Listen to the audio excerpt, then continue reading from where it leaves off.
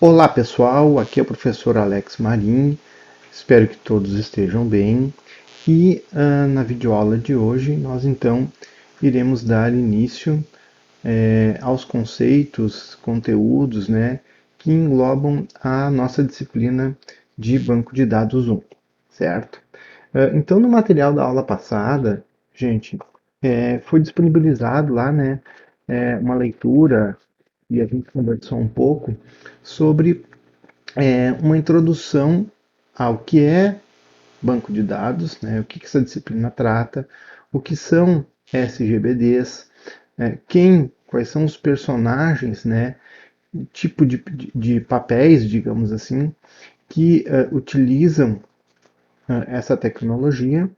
E também, né, nós vimos então como que funciona a parte de projeto de banco de dados, que é, né, pessoal, o foco dessa nossa primeira parte. Então, a gente vai trabalhar com toda a parte de modelagem e projeto de uma base de dados relacional. Ok? Então, esse material que está disponível lá no nosso ambiente de aprendizagem no SIGA, né? E aí nós vamos falar, então, um pouco sobre essa abordagem entidade de relacionamento. Então, essa nossa videoaula inicial, ela é um pouco teórica, eu vou tentar explicar ela bem devagar, e à medida que o vídeo for ficando um pouco maior, eu vou então cortar o vídeo em outros pequenos, certo? Muito bem. Então, dando início aqui, né, uma leve introdução, que, como eu falei anteriormente para vocês, a primeira coisa que se faz quando se vai fazer uma base de dados, né, imaginem que eu não tenho nada, tá? É a gente, então, construir o seu modelo conceitual. Então, eu costumo fazer, né, pessoal, uma analogia com a construção de uma casa ou com a construção de um edifício, né, algo um pouco mais complexo. Né? A gente não vai sair, né, já fazendo o alicerce ali, né, de qualquer jeito, sem medir, enfim, é necessário ter, né, uma planta da nossa casa, né, ter um projeto. E a mesma coisa acontece com as nossas bases de dados, né? Eu quero que o meu sistema ele seja eficiente, né, que eu consiga obter a informação de uma maneira eficaz, né, ou seja, rápida. Então, eu tenho que fazer toda essa etapa de projeto, eu tenho que dar uma atenção especial. Por quê, né, gente? Porque os erros cometidos aqui nessa etapa, eles são refletidos ao longo de todo o processo. Porque nós vimos, né, que para a gente chegar lá na implementação propriamente dita, ou seja, pegar, sentar na frente do computador e começar a escrever os nossos scripts na linguagem SQL, é necessário que eu faça o projeto.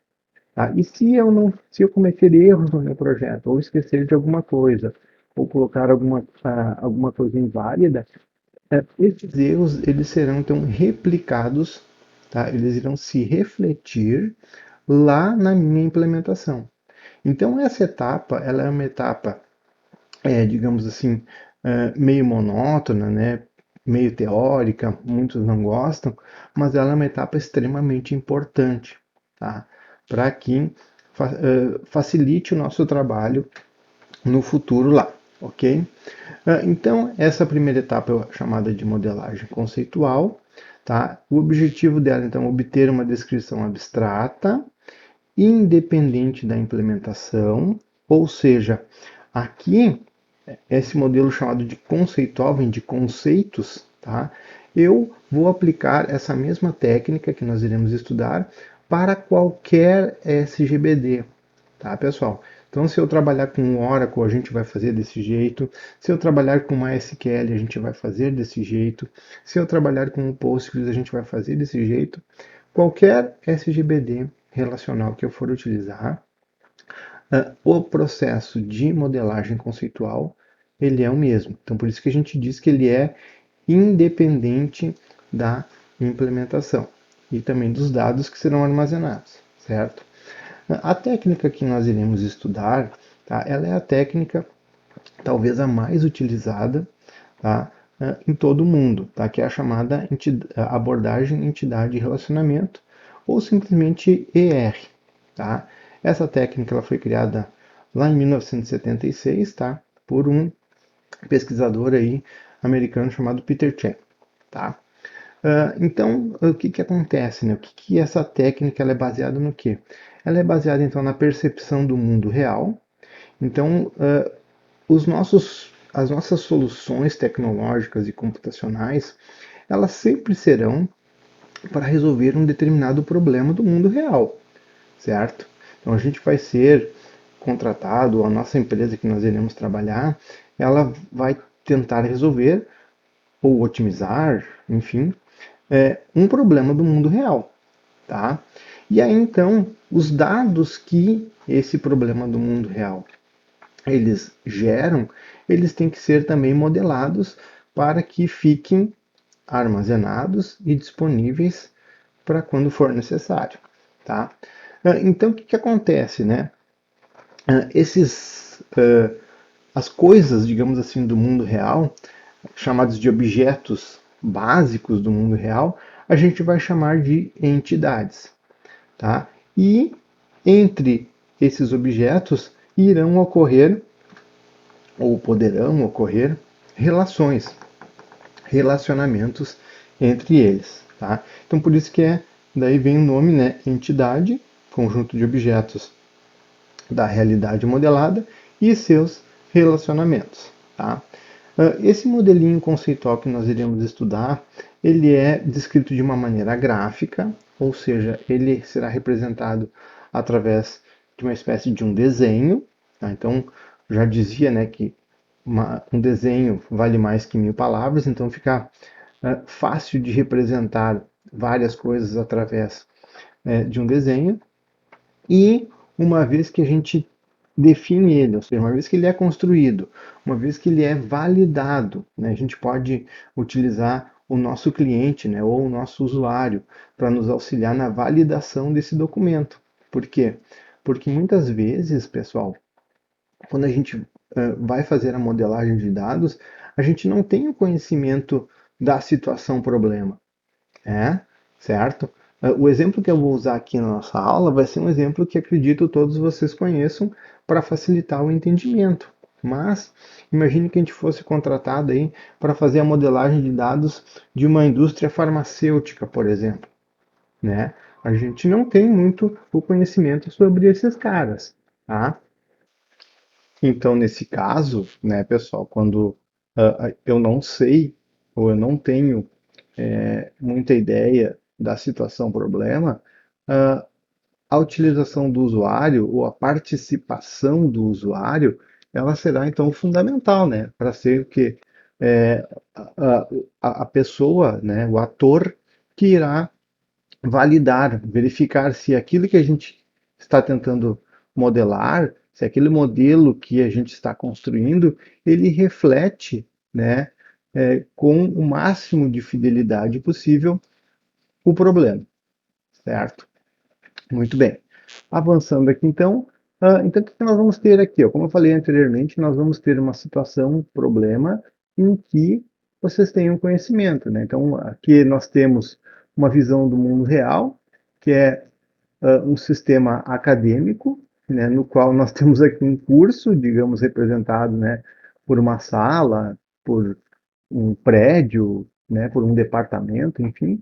Então nós temos aqui um curso e temos os alunos, né, chegando nesse curso, ou os alunos relacionados a esse curso, tá? Então, como é que ficaria este o meu mundo real, tá? É o mundo em que vocês, por exemplo, estão inseridos aqui quando vocês fazem o nosso curso, né? Então, como é que seria esta visão, tá? No modelo entidade de relacionamento, né? Então, reparem, eu teria aqui uma entidade chamada aluno. Reparem que essa entidade aqui ela é representada através de um retângulo, tá? E tenho uma outra entidade, ou seja, um outro objeto da minha realidade, que são os cursos, tá? Também representada por um triângulo. E entre a entidade aluno e a entidade curso, nós temos então um relacionamento, tá? Tá?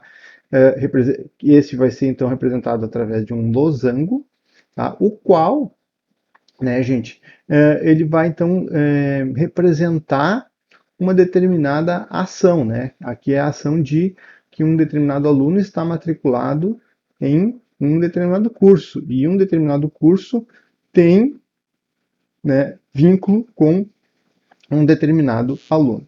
Tá? Então essa aqui seria a representação gráfica. Então reparem que o nosso modelo, ele é um modelo que vai ter alguns elementos, mas vocês viram que rapidamente dá para a gente então entender o que esses objetos irão representar lá na minha visão do mundo real, ok? Ainda, né, gente, a gente pode abstrair esse modelinho R sob forma de um conjuntos. Na verdade, eles são conjuntos. Tá? Então, uma entidade ele é um conjunto de elementos, o curso é um outro conjunto de elementos e o relacionamento também é um conjunto, né? Um conjunto de relações, tá? Vamos dizer assim. Então reparem, aqui eu tenho, né, um conjunto de entidades, então reparem que eu tenho aqui um aluno 1, um aluno 2, um aluno 3 e um aluno 4. Tenho um conjunto, um segundo conjunto de entidades, onde eu tenho curso, então eu tenho curso 1, curso 2, curso 3 e assim sucessivamente. E reparem que eu tenho aqui esse conjunto de relacionamento, né, que ele é um conjunto, digamos assim, eu deixei ele pontilhado aqui, porque ele é diferente desses outros aqui que são explícitos. Esse daqui a gente tem que então dar meio uma abstraída, né? Então o que essa primeira linha vai representar, né? Que o aluno 1, este carinha aqui, ó, ele vai representar aqui que o aluno 1, ele está relacionado com o curso 1, certo? Então, né, pessoal, deixa eu tentar colocar aqui alguma coisa. Aqui, ó. Então, esse elemento aqui, ó, tá, pessoal? Ele vai me representar o quê? Um par, tá? O par A1, tá? A1, vírgula, C1. Tá? Então, ele vai representar este par aqui. Assim como esse segundo cara aqui, né? Esse segundo elemento vai me representar o A2 com o C1. E assim sucessivamente. Então, reparem que neste meu conjunto de relacionamentos aqui, ó, eu tenho a indicação dessa relação entre aluno e curso, tá? E esse relacionamento ele é particularmente importante, por quê? Porque vai ser através deles que eu vou conseguir inferir coisas muito interessantes, tá? Se não vejamos, se eu quisesse, por exemplo, saber qualquer informação sobre aluno, eu apenas iria precisar da tabela da entidade, né, alunos. Se eu quisesse saber qualquer coisa sobre os cursos, né, eu iria usar somente a entidade curso. Agora, no momento em que eu quero saber, por exemplo, quais alunos fazem cursos no período noturno, por exemplo, tá? Eu não posso pegar somente a entidade alunos ou somente a entidade curso. Eu vou ter que arcar com o uso do relacionamento também, porque é ele quem me indica, né, qual é aluno que está matriculado, que está relacionado com qual curso, tá? Certo? Muito bem. Vamos ver se consigo dar um Ctrl Z aqui. Ctrl Z vai sumindo, tá? Avançando então. Então, vamos estudar o que é os conceitos, né? O que é uma entidade, né, gente? A entidade, então, ela é um conceito fundamental da abordagem ER, né? Ganha a primeira letrinha. Ela representa, então, um conjunto de objetos da realidade modelada. Então, quando a gente falar em entidades, vocês têm que ter automaticamente isso aqui na cabeça, tá? Entidade é igual a um conjunto de objetos da realidade modelada sobre os quais deseja se manter informações, tá? É um conjunto, ok? E só nos interessa os objetos nas quais eu vou manter informações.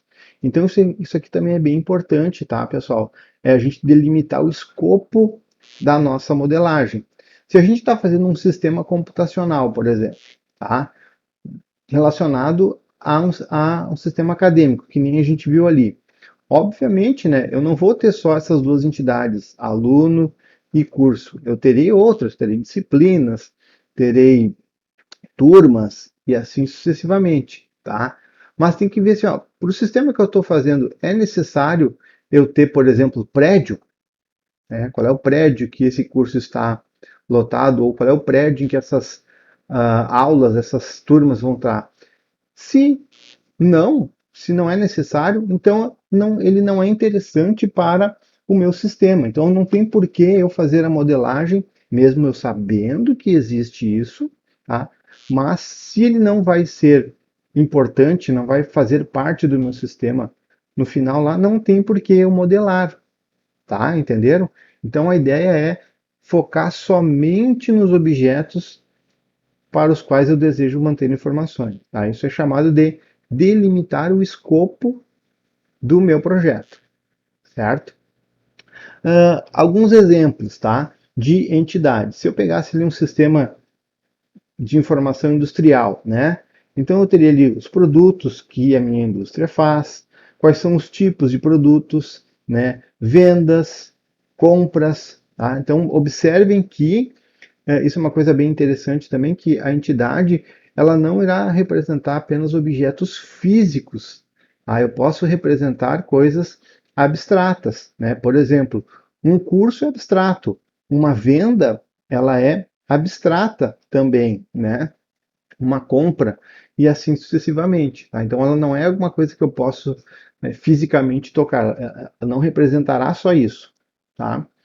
Um sistema, por exemplo, bancário, de contas correntes. Né? Eu vou ter, então, uma entidade de clientes, uma entidade de contas, né? Uma entidade de agências, certo?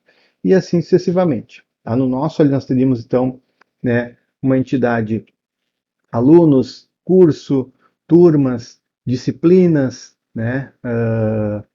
Provas, prédios, salas, aulas, né? E assim sucessivamente. Então, nós podemos ter aí várias entidades aí que irão representar alguma coisa do, da realidade a ser modelada. Tá? Já falamos sobre isso, né? Em um DER, uma entidade representada através de um retângulo, tá? E toda vez que vocês enxergarem um retângulo, vocês têm que associar imediatamente a um conjunto de alguma coisa, tá? Então, se tem aqui um retângulo aluno, esse cara aqui representa o quê? Um conjunto de alunos, tá? Conjunto de todos os alunos da escola. Se eu tenho um retângulo aqui, curso, representa o quê? Um conjunto de todos os cursos oferecidos pela escola. Tá? Então, sempre um conjunto de objetos da realidade modelada, certo? Se eu quiser, por exemplo, me referir a um objetinho em particular, tá? A um carinha lá de dentro, tá? A gente vai usar a nomenclatura, o termo chamado de ocorrência, ou também instância da entidade, tá? Então, ocorrência ou instância da entidade. Eu vou voltar um pouco aqui, ó, aonde eu tenho esta informação aqui, ó. Então, o A1, pessoal, ele é o quê? Ele é uma ocorrência ou uma entidade, perdão, uma ocorrência ou uma instância da entidade aluno. Assim como o C2, pontualmente, ele vai ser uma ocorrência ou uma instância da entidade curso. Então, quando eu quiser falar pontualmente de um elemento, eu vou chamar ele de ocorrência ou instância. Tá legal? Atentem para essas nomenclaturas, pessoal, porque é assim que aparecem, né, em provas de concurso, é, nos manuais, né, nos tutoriais que vocês vão pegar aí nos livros, né, na internet, tá? Muito bem. O segundo carinha aí que nós iremos ver é os relacionamentos, tá? Esses caras aí, o que são? Né? Eles são uma associação entre entidades, né? Ou seja, é uma ligação, tá? Um relacionamento, tá? E ele também é um conjunto de relações entre as entidades. Então, eles vão ser necessários justamente para responder esse tipo de questão aqui, né? Quais alunos estão associados a quais cursos? Que alunos fazem quais cursos. Tá? Então isso é bem importante também. Os relacionamentos eles são representados no meu DER através de um losango, tá? E ele liga, né, as duas entidades. Uma coisa importante aqui é que nós iremos trabalhar apenas com relacionamentos binários, ou seja, relacionamentos que irão ligar duas e somente duas entidades, tá? Existem relacionamentos ternários, mas não é o escopo, né, da nossa disciplina aí, porque a gente consegue representar, tá, todas as realidades usando apenas relacionamentos binários, tá? Então nós não vamos trabalhar com ternários aí, muito embora nos livros e na bibliografia fala sobre isso. Quem quiser, tá, pode dar uma olhada aí, se tiverem dúvidas aí podem também entrar em contato aí comigo que a gente vai procurar resolver, tá? Então, nesse modelinho anterior, o que, que a gente tem? Né? A gente tem um conjunto de objetos da entidade aluno, um conjunto de objetos da entidade curso e um conjunto de relações, de associações, ligando um aluno a um curso, que é o relacionamento matrícula. Tá? Então, é basicamente aquilo que estava lá no slide número 4 aqui, né? Então eu tenho um conjunto de entidades, um conjunto, e aqui eu tenho também um conjunto de relacionamentos, lembrando sempre que o relacionamento vai sempre pegar o par, né? O par, um cara daqui e um cara dali. Tá? Vamos avançar aqui. A mesma coisa que quando a gente fez lá, quando eu queria pontuar um único carinha dentro da minha entidade, eu chamava de ocorrência ou instância da entidade. O mesmo serve aqui, tá, pessoal? Então, quando eu quiser me referir a uma determinada associação em particular, ou seja, um par, eu também vou dizer que aquilo é uma ocorrência ou uma instância do relacionamento, certo? Tá? Então, isso vai ser sempre, né, um par específico, tá? Que é o que está dizendo aqui, formado por uma determinada ocorrência da entidade aluno, ou seja, um aluno pontual, e uma determinada ocorrência da entidade curso, ou seja, um curso pontual também. Tá legal? Avançando aqui nós temos então o nosso diagrama de ocorrências, muito parecido com aquele inicial que nós tínhamos lá, no qual, né, reparem que as ocorrências de entidade elas são representadas com bolinhas brancas aqui, né, círculos brancos, enquanto que as ocorrências de relacionamento elas são representadas por bolinhas pretas, tá? E esse diagrama aí, para quem está começando, ele é particularmente interessante porque ele mostra, né, as instâncias, né, as ocorrências, e aí talvez fica fácil da gente entender essa modelagem. Né? Por exemplo, esse carinha aqui, rapidamente olhando, a gente consegue identificar que o aluno 1 está associado ao curso 1, né? Eu olho por aqui, né? Que o aluno 2 também está associado ao curso 1, e assim sucessivamente.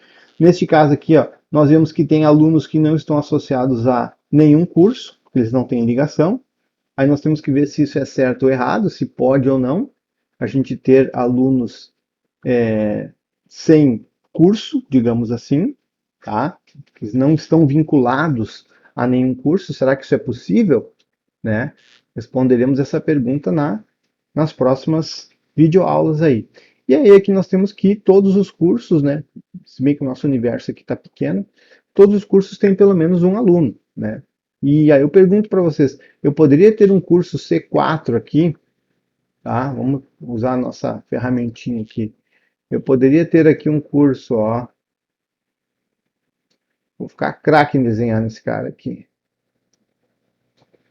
Eu poderia ter um curso C4 aqui sem ligação nenhuma, que nem eu tenho o aluno A6 aqui. O que vocês acham? É viável isso? É correto eu modelar desta forma? E esses carinhas aqui, é correto eu modelar dessa forma? Pode, para a nossa realidade, eu ter alunos que não estão vinculados a curso nenhum? Tá? Então, são esse tipo de perguntas que vocês têm que se fazer quando vocês estão fazendo a modelagem. E caso vocês não saibam do problema, vocês não têm conhecimento do problema, a ajuda do usuário ela é fundamental, porque ele é quem vai dar essa resposta para vocês. Tá? Ele vai saber se isso é possível ou não. Ok? Tá? Então vamos avançar aqui. Na verdade, eu não vou avançar. Eu acho que eu vou ficar por aqui. A aula está ficando meio extensa. Só para dar um startzinho para vocês aí. Certo, pessoal? Tá? Então eu espero que vocês tenham gostado. E daqui a pouquinho aí tem mais. Certo? Um grande abraço. Até!